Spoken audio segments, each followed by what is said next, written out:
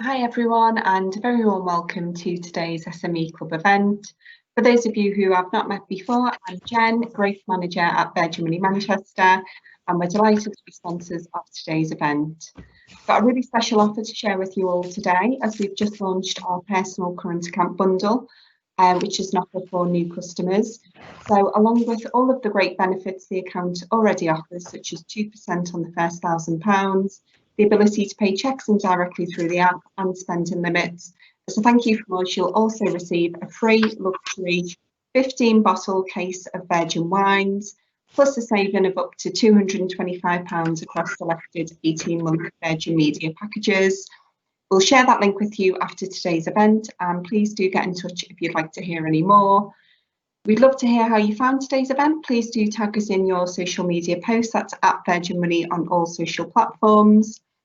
Are you HMRC compliant for when the taxman calls? Is today's discussion topic. So for now, I'll hand over to Alan McCann from DTA and look forward to catching up with you at our next event. Hi there. Right. Thank you, Jen, for that. Good afternoon. As Jen says, my name's Alan McCann. I'm the Head of Tax Dispute Resolution at DTE, which is a business advisory business in Bury and Manchester. I've been involved in tax, would you believe, since 1974, when I was a 16-year-old. After 5 years, I decided I just couldn't be a civil servant. Left, started at the bottom at a decent sized accountancy practice in the centre of Manchester and stayed there for 20 years, moved on just over 20 years ago now to DTE. So today the heading, as Jen has said, is when the taxman calls. I've tried to make it interesting, which is always difficult with tax, but the points I want to really get over today is, despite the pandemic, the taxman has sat back probably for upwards of 10 months now. That's not going to carry on. Literally this morning I was just reading the facts in their annual report for the Treasury year 1920, so that would be the year to 31st of March 20. They've crowed about bringing in an extra £36.9 billion through their what is quaintly called compliance activity. Now, that is a huge amount, but for many, many years now, they've said every year that there is a tax gap of over 30 billion. How does that all come together? I'm not quite sure, but I can tell you the revenue haven't eased off.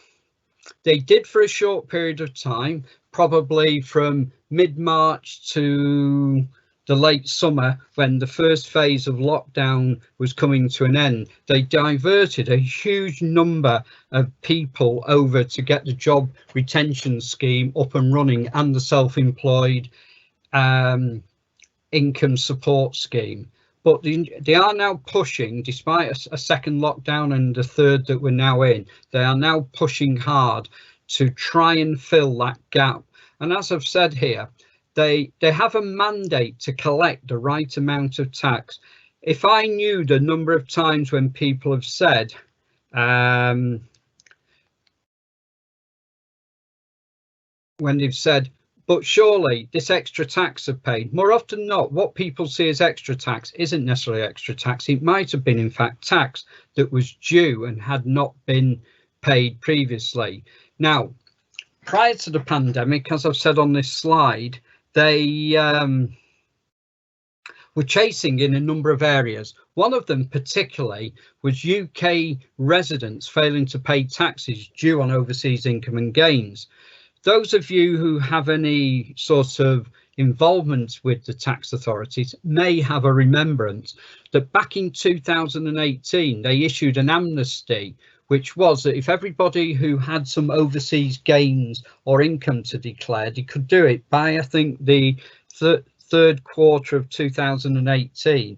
and the penalties would be, in relative terms, modest. If you didn't, and at a subsequent date they became aware of them, they would pursue penalties certainly in excess of 100%, and in a lot of cases it could in fact have been 200%. The amount of information that HMRC are now receiving from overseas tax authorities is phenomenal. Phenomenal in what reason, in what context? Well, certainly all the major European nations release information on a regular basis to HMRC saying Mr. X, Mrs. A has a bank account somewhere or has a investment portfolio in Germany, Switzerland, wherever. That information feeds through, and what we've been seeing certainly since the latter part of 2019 is what are quaintly called nudge letters being issued. Now, nudge letters, they are a simple letter where you say, we have information that may mean you've not told us everything, and they send you a form, and very simply the form says, I've nothing to tell you, my tax affairs are up to date. I have something to tell you, and I'll be making a disclosure. Those, I've seen many of them since probably the beginning of October. They're still going out. You have to be careful how those documents are completed, because obviously if you fill out the form saying there is nothing to tell them, they may open an inquiry into your affairs. That inquiry might end up being nothing more than you telling them on your tax return where certain information is.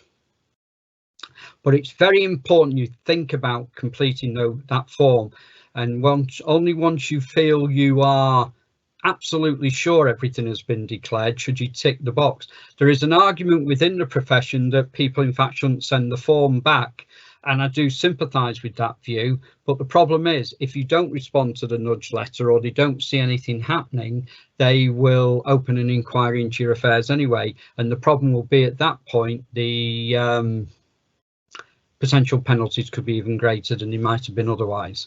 Now, they're also carrying out more pay-as-you-earn audits. Prior to the pandemic, they were doing that, and they've picked it up again. They're also carrying on with traditional checks, and as you're probably aware, before the pandemic, there was also a clamp down on tax avoidance schemes by particularly disguised remuneration, loan charge issues, people who had started to have a tax inquiry, but it had slowed down. Then they were being picked up again.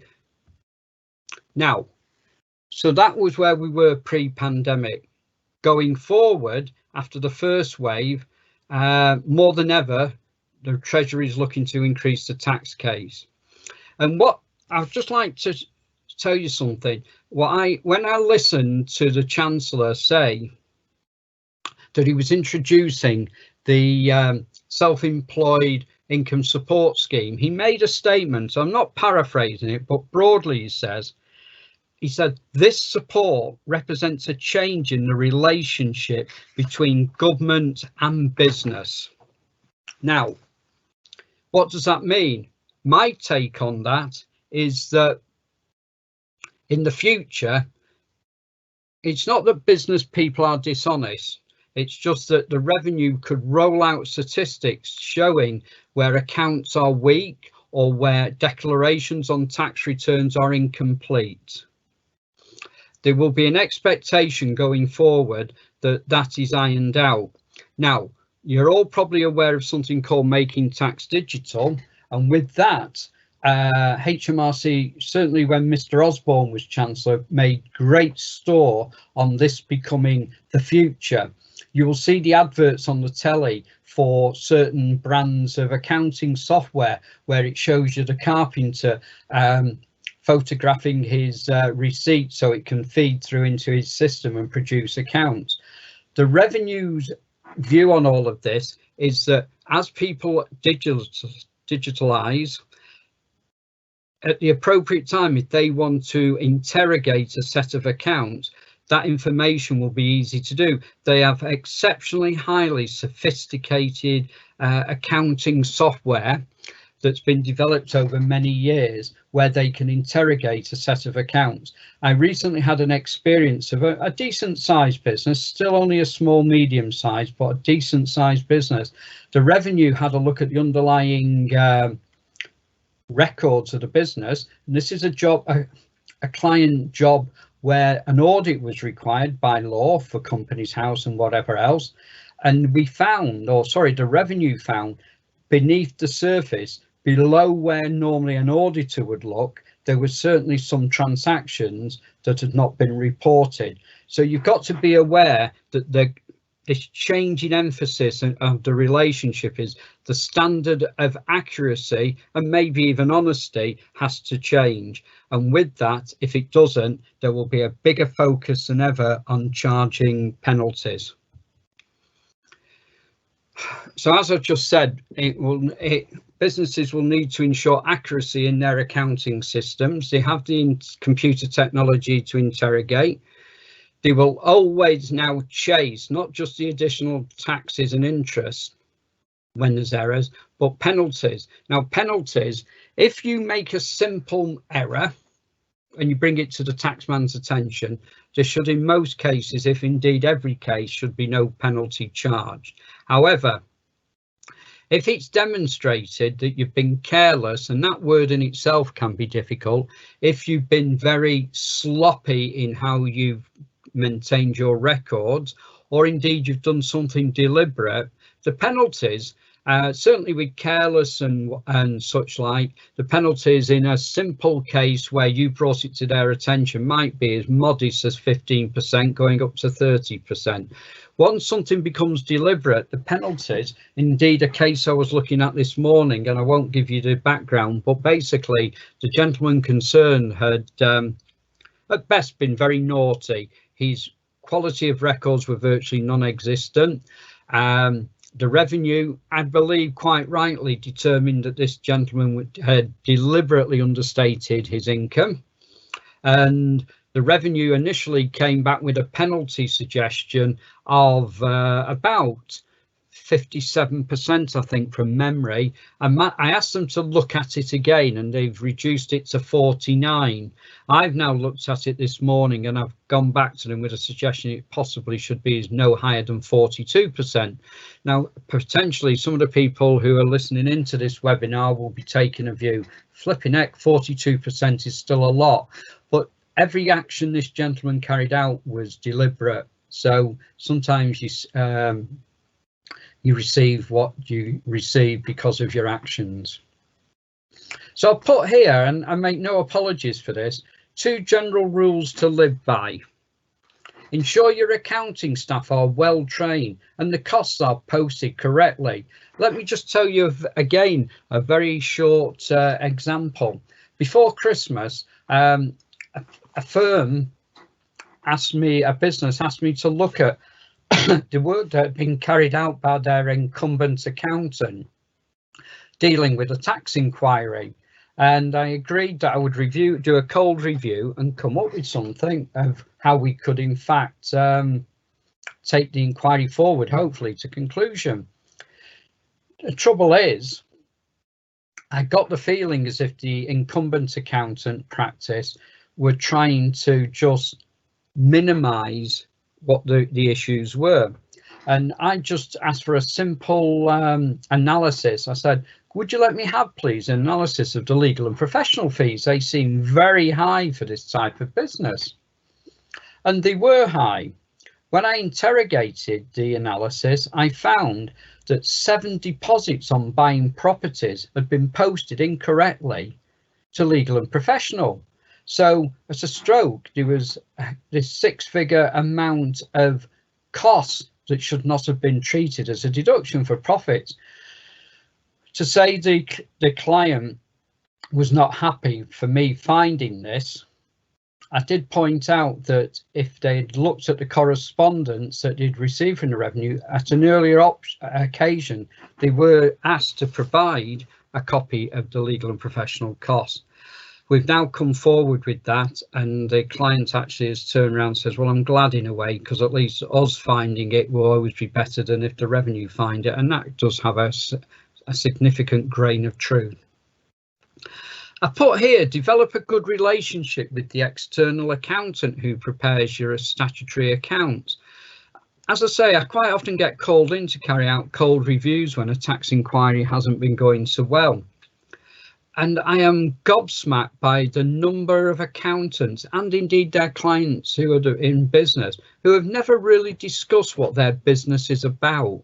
They've come along each year, asked for the books and records, turned a set of accounts out very prim and proper.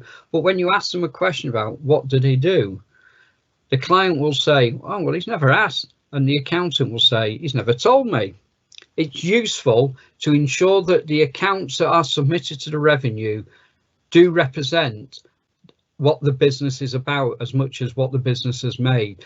Too often you see narrative of what the business is in business for is probably historically inaccurate. Just give those sort of, if you're working with your accountant, work with him closely. Yes, it might increase your costs, and I apologise for that, but on the long run, it's probably a good idea. Right, I've put here with a heading, other areas to look at to make sure you stay compliant. Right, PAYE and NIC, National Insurance. It's a big earner for HMRC. Pay as you earn probably brings in the biggest single amount of money, together with the national insurance contributions that are tied to it, compared to any other tax, I believe, in the UK. It's been around now since when? 1944. Brought in as a war measure to collect taxes a lot quicker. Would you believe prior to then, if you were a wage earner, you might pay your tax quarterly or in certain cases half yearly. So it was a move to get the money in quicker. Real-time information, which came in, I think from memory around about 2013, has now been with us for some years. It has changed how that information is received and used by HMRC. It's actually brilliant for budgeting for them, because if, say, for example, if everybody was paid on the last day of the month, I know they're not, but let's assume they were, you have a situation that when those RTI returns are submitted, the government, the Treasury, will know how much to expect on the 22nd of the following month. It's great. It's also linked to other things to do with universal credit, but it does mean more than ever, where if their systems diagnostics pick up an error, they are picked up far quicker than the past. For those with long memories, pay as you earn used to be but that you would do a return and you would pay the money over, but the return was an annual return, and it was only then that they found out certain errors when they looked at the P60s submitted and whatever else. Pay as you earn audits, as I suppose historically they were called, quite often they're come over as a simple review. You will get tax inspectors calling, if they do call, or if they do it over Teams or Zoom or whatever, as more and more they will come over as very friendly people. They're there to let you talk. Most people who own a business love talking about their business. Many years ago, I was in Altrincham, and I said to the owner of the business, they were having a visit from the revenue, I said, you are taking a day's holiday. I'm not having you in the meeting because I know what you're like. You'll start telling them everything about how you built the business up and everything else, and you'll say something that you shouldn't. So he said, yeah, okay, Alan, I won't come in. About 2 hours into the meeting, he knocks on the door and just says, oh, I need to get something out of that cabinet because I need to photocopy it. He then starts listening in and joins the meeting, and it ended up with him saying something about cars. So Taxman just jotted it all down, didn't say anything at the meeting. When we got a letter post meeting, he said, I know that Mr. X said the following, I'd like to investigate that area further. It is important that you, if you are going to be in the meeting or involved in a review, that you only answer in measured ways. The two key areas currently are the national minimum wage and benefits in kind. National minimum wage can be very expensive, but equally can be very traumatic, because where there is a failure for the national minimum wage, national living wage, if they find arrears, they will publish the name of the company. I always have a very quick look in some of the local newspapers when I've got time, and occasionally you'll see that XYZ company of wherever has recently been advised by the taxman they've been underpaying wages. A spokesman from the company says it's a technical issue, something like that.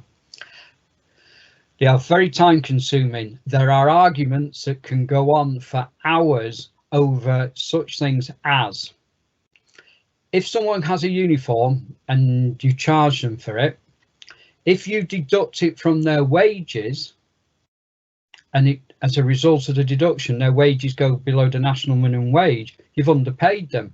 If you paid them the full national minimum wage and you had something akin to a staff shop and they went and bought them there and ran up a bit of a tab, that's probably okay. It's fine things like that that can cost money.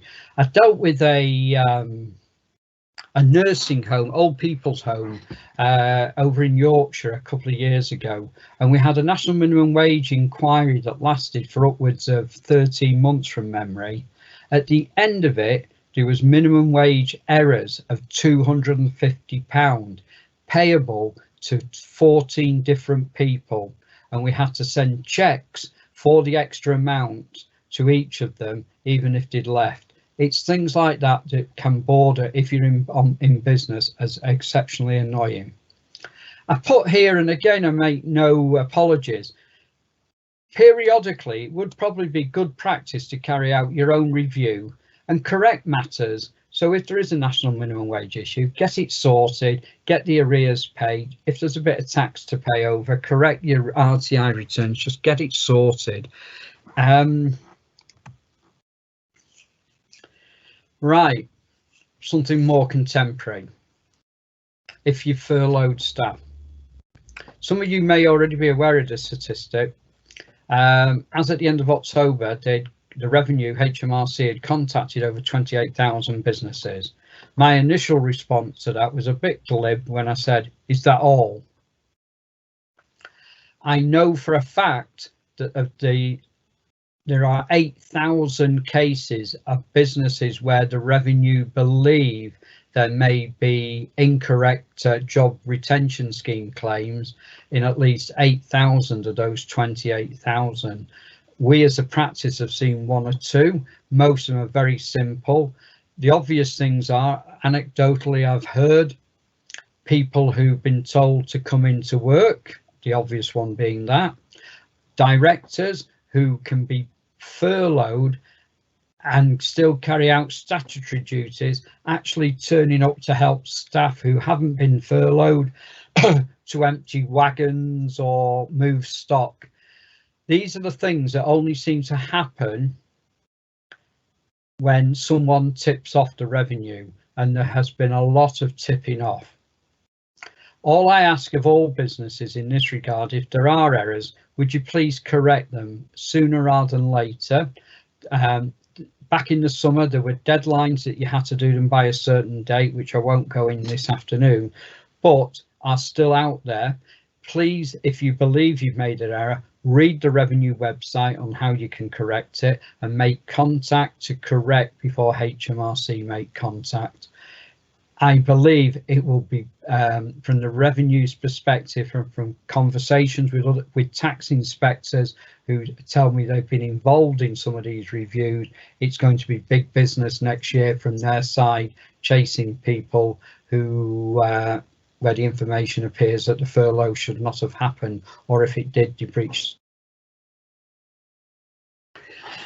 Right. The Self-Employed Income Support Scheme. HMRC will review a significant number of the applications to ensure claims are correct.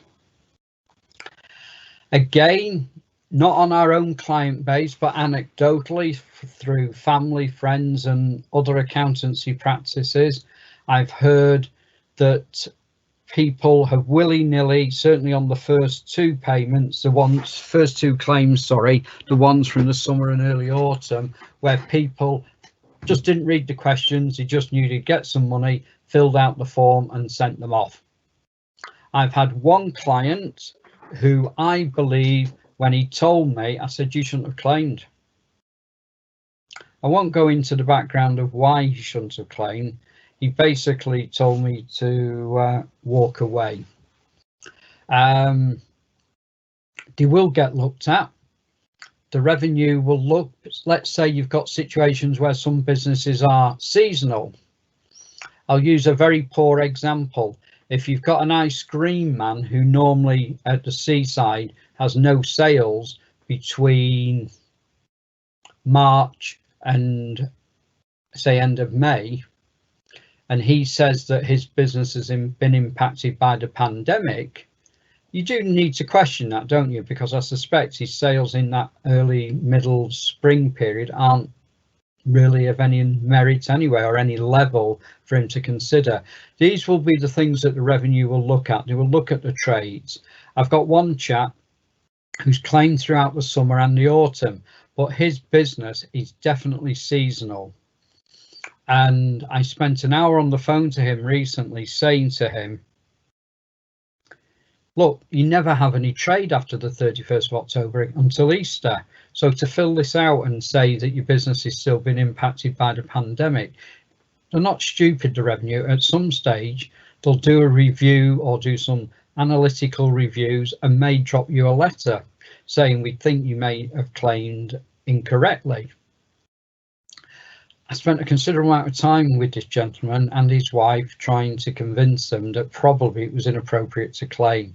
In the end, and I've known this couple for what, over 35 years, they actually said, you know, Alan, we're going to pack in anyway, so we're not going to claim it. So it did give them food for thought.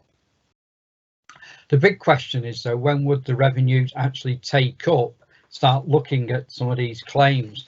Well, I've written here, not likely until accounts are submitted for the present year, unless intelligence is received.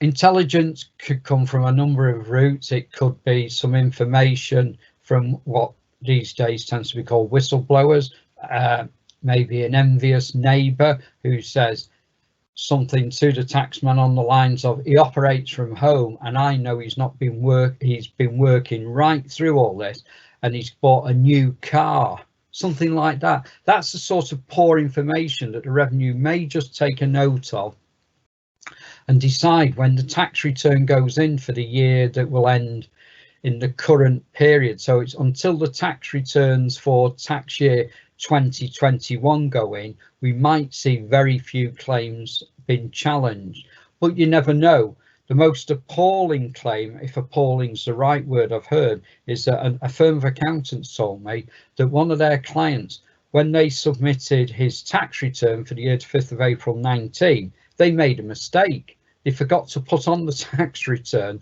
that he'd ceased in business. Now, very likely they would have, in normal circumstances, that would have had no impact because no doubt it would have got picked up when they did the tax return for the year to 5th of April 20 and some notification made. However, because the box hadn't been ticked that it ceased in the year to 5th of April 19, the client got a letter from the revenue offering them to claim under SEISS. And as possibly most people would, they filled the form in and got paid. At some stage, that's going to be recovered. And what's the obvious question the taxman will ask? Well, surely you knew or you didn't know if you'd ceased trading. Excuse me, the excuse of, well, I leave things like that to my accountant might hold water for a degree of the culpability. But again, the question simply would be, surely you knew you'd ceased. If you did, why have you claimed it? I'm not suggesting anybody today who is listening who has made a claim has made it incorrectly, and certainly the next claim will have to be built, which has to be submitted, I think, sorry, by the end of next week.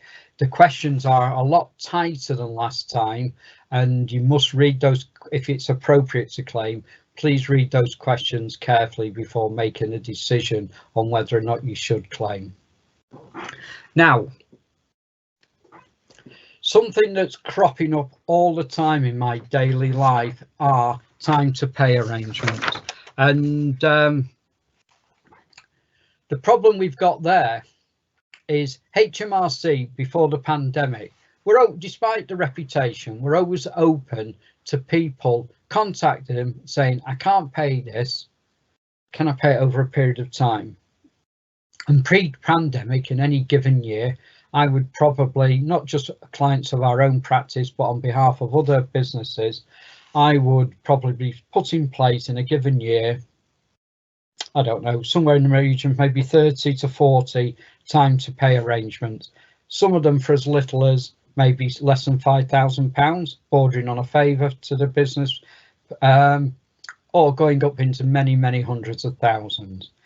And provided you can give an undertaking that this won't keep happening, you've always been able, or certainly in recent years, and certainly following the last financial crash, the revenue have been more receptive than at any time in my career. The key I've said here, it's important to make contact at the earliest time. At the present, reasonable times are possible. I've just done one only this morning for someone who has got their personal tax due at the end of this calendar month, and they owe £57,000. And the taxman's been very agreeable. We've agreed starting the end of this calendar month to clear it in 12 equal instalments, but not only for what's due in January at the end of this month, but also in July. So I'm pretty pleased with myself this morning in relation to that. I'm just going to refer to a piece of paper now. Apologies.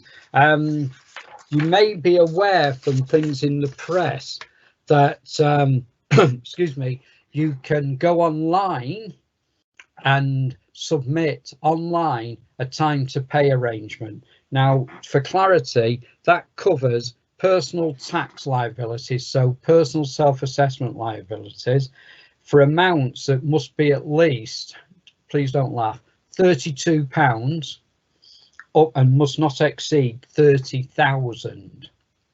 Now, for those of you who are going to struggle to pay your personal tax at the end of January, and don't forget, a lot of people who pay in January were advised that it wasn't mandatory to pay what was due last July. So a number of my clients have said, how can I owe all this, Alan? I'll say, well, you remember you didn't pay the payment in July. Oh yeah. So that's now got to come into the equation.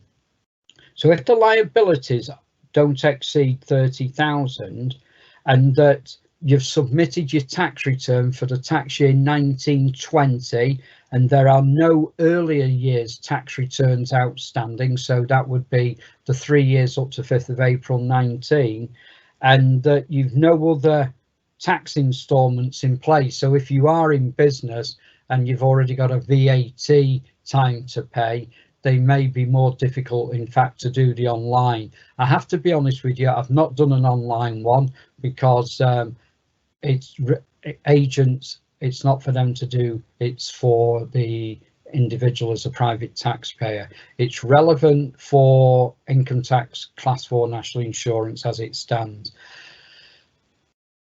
They will give up to 12 months, so let's keep it simple. Let's say your liabilities are 20 odd thousand and you owe a little bit of money in July. I'm not 100% sure if you have to bring the July figure in, but if the gift horse is there to pay over 12 months and you are comfortable working with HMRC online, then please make use of the facility. If you're not comfortable, ask your accountant if he will make a call to the taxman for you.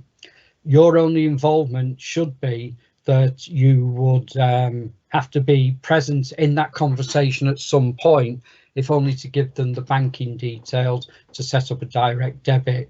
All time to pay arrangements must be direct debit, and if you do it by way of a phone call, someone who has authority over the bank account, or a right in old jargon to sign checks, can get an arrangement in place.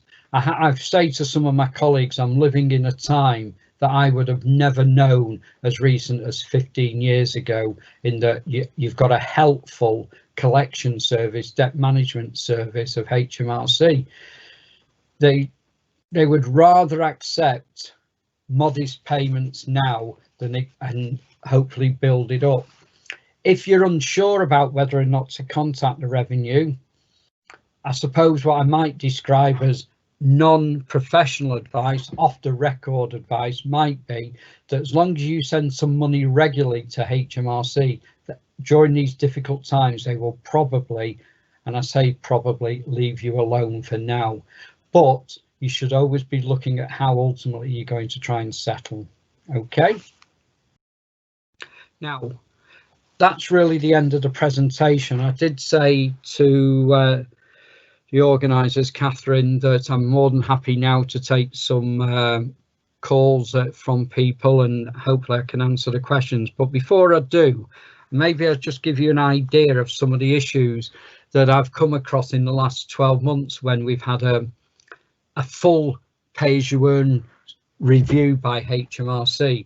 I'm going to pretend this is a limited company, 2 directors, husband and wife or husband partner, and maybe one of their children who's in their 30s is involved in the business as well. The things, if I was running that business and was worried about a visit from the taxman, some of the things you should look at. Some of these you may laugh at, hopefully you won't, but you may do.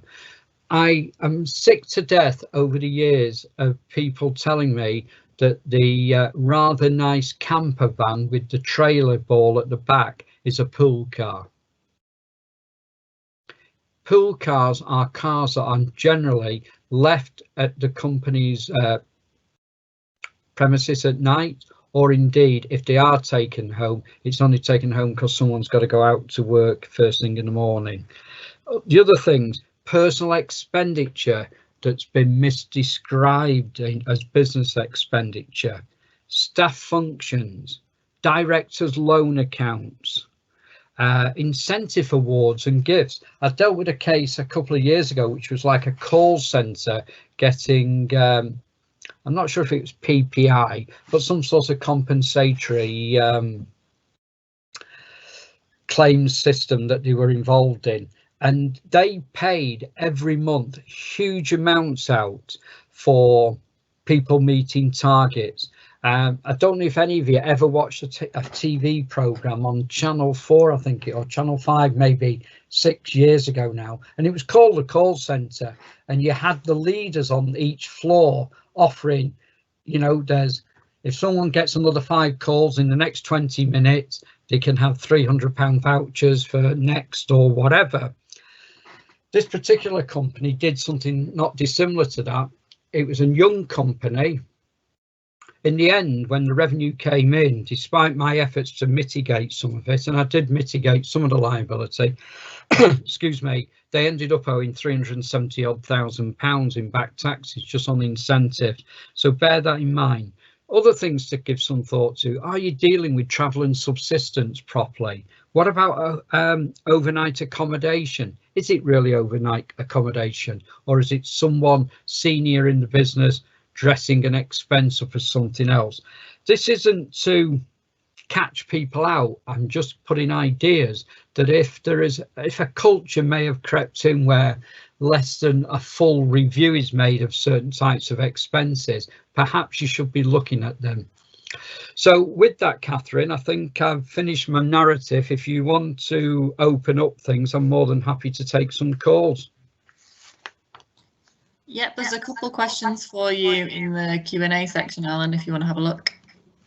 Right, let me just find out. I'll bring that up. If you just close your presentation, it should come up. All right, bear with me then. Just bear with me.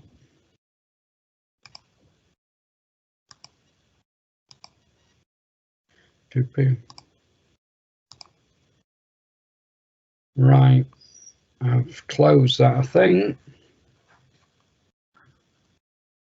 Right, and I'm open, so I should be able to take them, I think. Let me just find them. Yep, so they're on Teams, just in the Q&A section. Yeah, I'm just looking now. You know me, I'm not the best. Got 'em right. Okay, Caroline. Excuse me, I've got a frog. I'm new as a sole trader. I started in May 20 alongside my full-time job. My dad was self-employed in the past and said when it comes to tax return time, it might be worth not claiming for my office being at home, which it is, as he never used to claim that, because when it comes time to sell up home, you can get taxed more on your property, and so it isn't worthwhile. Is he correct? And is this, or is it just how it used to be in the past? That's a pretty good question. Right, that's in it. If you use your home as your office, in its strictest interpretation, if you then sold that property, and let's assume it is your home, yeah, then if the taxman was alert, he might say, I see in the past you have claimed a percentage of your turnover as a deduction for use of home as office. They might then say, can you tell us specifically what that was? And if there was a room allocated specifically as your business, yeah, there is a good argument that there should be a restriction on the amount of tax-free capital gain you have on the sale of your home. Saying that, I've preached that story probably more times over the years than many others I've looked at. Has it ever been challenged by the revenue? No. However, under the new world we're now in, we are able to claim the princely sum, I believe, of £6 a week, £26 a month. I think that works out. If you're self-employed, you could probably put through a similar amount. That is a deduction or a tax-free amount to acknowledge that some of the overheads of your house, your home, if you're working from home, have increased. So the obvious ones being internet, maybe you've had to buy more data, or speed, you've got greater gas and electric bills as a result of being at home and whatever else. If all you're doing is claiming for those modest amounts, then there shouldn't be a problem. If you are actually allocating specifically one room on one side and you have a note on the door saying XYZ Limited Office, then there is a good argument, if HMRC was aware of it, that they would request at a subsequent time that when you sold your principal private residence, that a proportion of the gain is taxable. Does that answer your question? Yeah. Any other questions? Hello? There's no more questions that I can see, Alan. Okay. Does anybody actually want to open the mic up and ask me direct? They can't on this webinar. They can only use fair the enough Q&A. then. Well, I hope that's been of some use to people. As I said at the beginning, it's a huge topic. We are in difficult times. The revenue are looking for additional monies to be collected. I would say to all of you, please maybe make an effort to listen to the budget at the beginning of March, because it could either be one of two things. It could be that there's a damp squib because we're still in the lockdown, or we're still in the throes of the pandemic, such that he can't do anything. But equally, if there is light at the end of the tunnel with the pandemic, I suspect he will start looking at how he can raise monies to pay some of the debt that's arisen as a result of these troubled times. And one of the only ways in which he can raise that will be by increasing tax. If I was a betting man, I might say that corporation tax might go up. Maybe not this year, but in due course. You've got a couple of other questions now. I think people just needed a bit of time. They're in the question section. Let me bring them up. Right. Okay. Anonymous. I have a client who claimed the first self-employed grant as they had to close. Since they've opened again, they have made a very good year and not made any further claims. Would you need to repay the first grant, which they were entitled to claim as they had no income at the time the grant was claimed? No, I don't think so. I think the whole point is that if they business was adversely affected because of the pandemic at that time, and because they closed their business, let's use a silly example. Let's say it was a sandwich shop and it closed because of the issue, then the bottom line is, I would have said to you that would be a legitimate reason for claiming the self-employed income support grant. But going forward, if the business has took off again, probably it would be inappropriate to claim. Right, another question from Ash. If I had gifted my offshore income to my family member who is based offshore, and at a later point they decide to gift it to me, when are there any implications? Flipping heck, Ash, that would be an hour's conversation. Let me see if I can answer it short. If someone has gifted when you say income, I'm assuming not just the income, the asset. Let's just touch on some very quick basics. If you are resident in the United Kingdom for tax purposes, then your tax return broadly, I'm not going into domicile or any of that, but broadly, you will declare your worldwide income and gains. Okay, and if you've suffered any tax in those overseas territories, be it on the gain or on the income, broadly there will be a degree of double taxation relief or unilateral relief available, and you'd have to, obviously each territory has different ways in which it's dealt with in the UK, or a lot of different ways anyway. If you have not surrendered the beneficial interest in that asset that generates the income, then the income should still be declared on your tax return. If you have surrendered the beneficial interest in that source of income, so the capital, let's keep it simple, let's just say some offshore shares in a company somewhere. If that has happened, well, at the point in which you've surrendered your beneficial interest in that asset, that is a disposal, potentially, very likely, for capital gains tax purposes. And in the year in which you've surrendered, given up, whatever term, transferred the beneficial interest, potentially there would be a capital gain to report to HMRC. If at that point you hadn't previously declared the income, then that could get picked up, and you might, before you know where you are, have an inquiry into some back years of your tax position. Going forward, if you then at a later date it's passed back to you, there is an argument, if the taxman was aware of it, he might say there's been some reciprocation, just a circular transaction, and say that despite you giving up the beneficial interest, you retain control of that. But if you paid the capital gain at the time of the transfer of the beneficial interest, potentially that would be okay. It's very, very difficult because unless you rescind, give up, or whatever the beneficial interest in those offshore assets, then as I said at the beginning of the answer to this question, you will in a truth effectively be taxed on the worldwide income.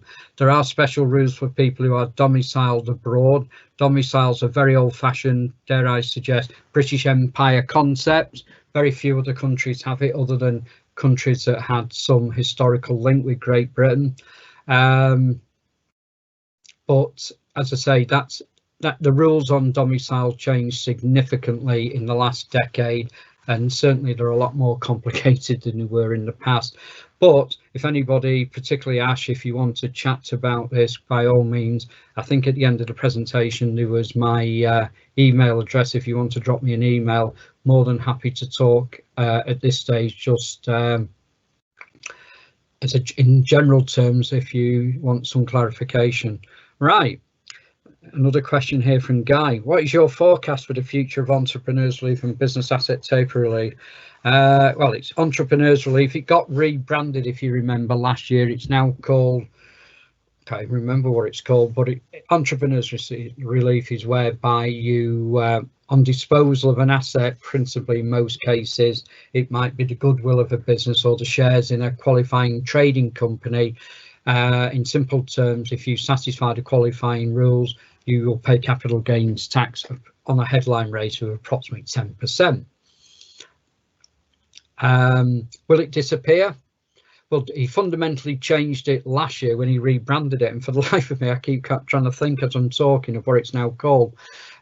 Historically, you had a 10 million annual allowance threshold. Now it's down to 1 million. It's back to something nearer to what used to be called retirement relief that Gordon Brown back in the late days of the 90s scrapped and brought in, I think at that time, business asset taper relief, which then subsequently got overhauled by George Osborne into entrepreneurs relief. I suggest to you that probably with it at such a modest level in real terms, 1 million is still quite a reasonable figure for a lot of certainly small businesses, and maybe the small end of the medium strata as well. So I can't see him reducing it. He may rejig it further, maybe put some more conditions in, maybe go back to retirement relief and you can only claim it once you're 55 or even 60, but I don't know. Okay. Yeah. So business asset disposal, that's it. So yeah, that's what we've just been talking about. So yeah, I'm not suggesting there'll be any significant change, but as I said earlier, you don't know. The trouble is with capital gains tax, if I'll finish on this question, the trouble with capital gains tax, I've been around a long time, and I remember in the 1980s that the then Chancellor, Nigel Lawson, was within a whisker of abolishing it, until someone reminded him that in truth, capital gains tax, while it doesn't bring a lot of money in, it is very clearly an anti-avoidance tax. Very quick history lesson. Back in the early 60s, a lot of people used to carry out transactions, particularly in commodities, and would argue that it was a capital transaction. So, and because in those days we didn't have capital gains tax, so it avoided income tax. So the only way to stop that avoidance was to invent capital gains tax. And it's been with us now since, what, 1965 in one form or another. There is a risk he might possibly increase the rate of capital gains tax. In many ways, we're at historically low rates of capital gains tax. I think currently for a basic rate taxpayer is it around about 20%. I remember a time when it was added to your income, so you could be paying it at 40, 45%. Who knows, he might do that.